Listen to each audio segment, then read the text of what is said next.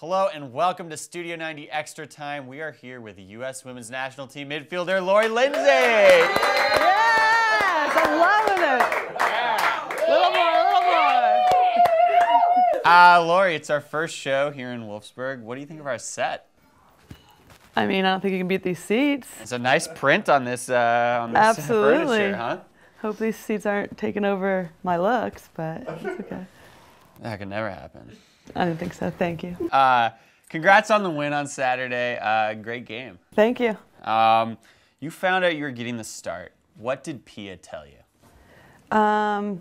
Basically that, it's a long tournament, and hopefully if we continue to do well, it will be a long tournament. So we need everybody, all 21 players, and we need to rest some legs after Tuesday's game. So we need you to step in there and do what you can do for us and help us get a W. So that's been a theme of what we've been talking about this tournament, is that it's 21 players in the squad. We're going to need all those players moving forward. That was a big factor of our win on Tuesday, I would think, also. Absolutely. I mean, I think you're absolutely right. We've been talking about 21 players, and I think we have good depth on this team and a lot of different players and creative players that bring like a different look to the team.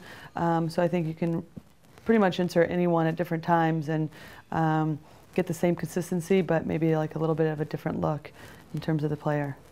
You have perhaps waited longer than anyone to get games with the U.S. Women's National Team, but now you're here at a World Cup and playing in a World Cup.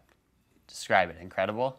Yeah, incredible. Such a lots of hard work, but everyone has different paths that they take to get on the national team or get to a World Cup, or so everyone here has worked hard. So it's been such a fun journey, and now that I'm finally here, I'm just embracing the journey and having a good time. And whenever the team needs me or I get minutes, then just do my best to help the team out. So to the game now. The first goal goes in. Where were you on the field? Where did you see that? I was actually right next to Heo because she was dribbling in towards the midfield and the center mids, and I was trying to get to a place where maybe she could slip the ball to me if she needed help or so, and then all of a sudden she just unleashes the beast of a shot. So, and I was like, yes! And I think I was the first to get over there towards her. So I had pretty good angles from all three goals actually, because the second two and the second half, I was kind of right behind the play, so I was like, this is awesome. I was like a spectator during the goals. So you're like a celebration ace because, you're right there for all the goals. The first one was obvious, the salute. Right. But the second one with Megan's goal, talk a bit about that. Yeah, I think, we're not trying to we had so much respect for all of our opponents and stuff, but we've been wanting to mix it up a little bit with celebrations.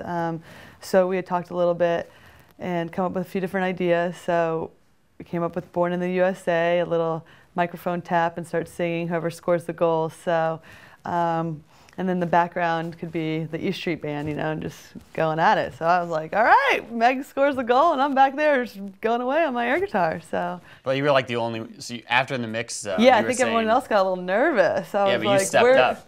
I needed to. It was pretty much my idea, so I couldn't leave it hanging. I look back and Abby's already ready for the kickoff. I'm like, wait, you were psyched about this before the game. So. We're going back to Indiana now, and I read in the media guide that you were saying that you want people to know that there's more than corn in Indiana. So tell us, what exactly is there? Well, we've got lots of basketball. We have we're Hoosier State. We have Lauren Cheney. Oh yeah. Oh yeah. Speaking of her, so apparently you reffed her games when you were growing up. Yeah. So we both played soccer at this place called Indy Indoor Sports, and classy place. It was awesome, and we loved it though. It was the best. One field, and it was the place to be when you're younger if you played soccer.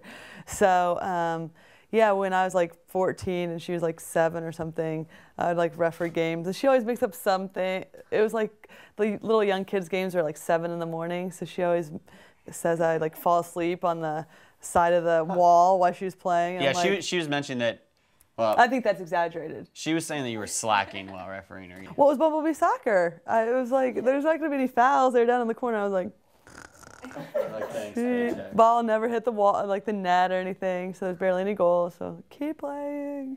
We are here in Wolfsburg now, getting ready to face Sweden. What do you expect from that game?